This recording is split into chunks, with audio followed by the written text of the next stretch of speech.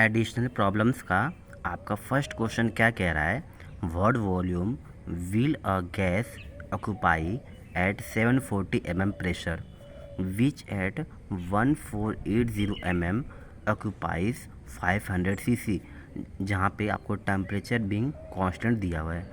यानी कि क्वेश्चन क्या कह रहा है, what volume will a gas occupy at 740 mm pressure, यानी कि 740 mm प्रेशर पर एक गैस कितने वॉल्यूम को ऑक्यूपाई करेगी।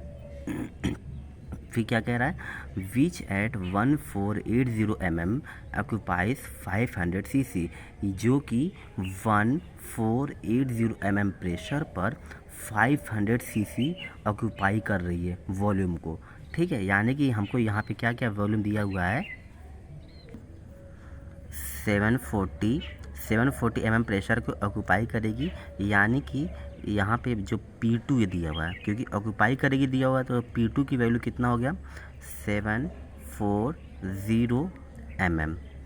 फिर उसने क्या कहा हुआ है, अगर P1 की बात करें तो P1 हमको कितना दिया हुआ है यहाँ पे 1480 mm।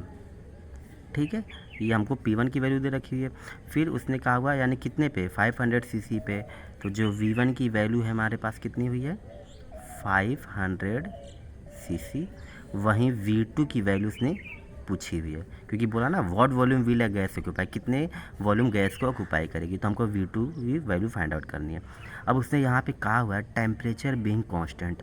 अब हम एक चीज़ जानते हैं कि टेम्परेचर कांस्टेंट कब होता है, जब हम बॉयल्स लॉ की कंडीशंस को पढ़ते हैं। तो बॉयल्स लॉ क्या कहता है कि टेम्परेचर विल बी कांस्टेंट, यानी कि PV इक्वल टू कांस्टेंट। तो हम ये लगा सकते हैं यहाँ पे, तो हम लिख सकते हैं P1 V1 is equal to P2 V2, ये लिख सकते हैं।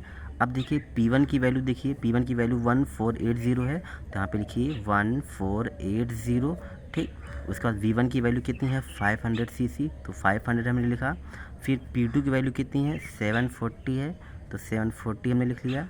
वहीं V2 की वैल्यू हमको फाइंड आउट करनी है, तो हमने V2 यहाँ पे लिख लिया है।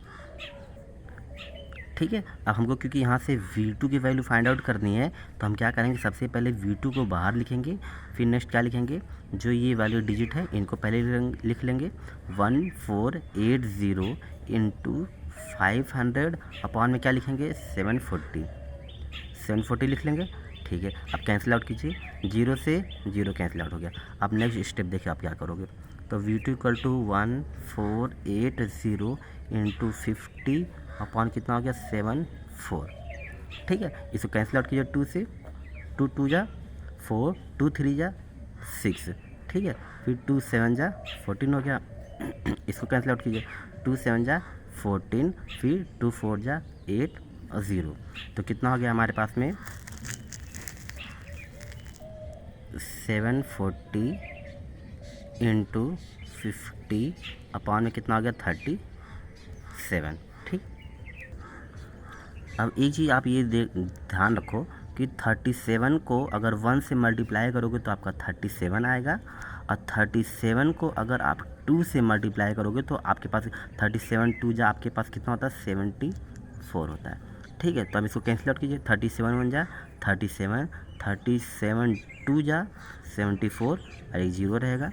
तो V2 की जो वैल्यू आपकी कितनी हो जाएगी 20 इंटू 50, दैट इज़ 5 को 2 से मल्टीप्लाई करेंगे कितना हो जाएगा 5 2 जा 10 और 1 0 1 0 2 0 हैं, तो डबल 0 को हम यहाँ पे लगा लेंगे, ये कितना हो जाएगा CC।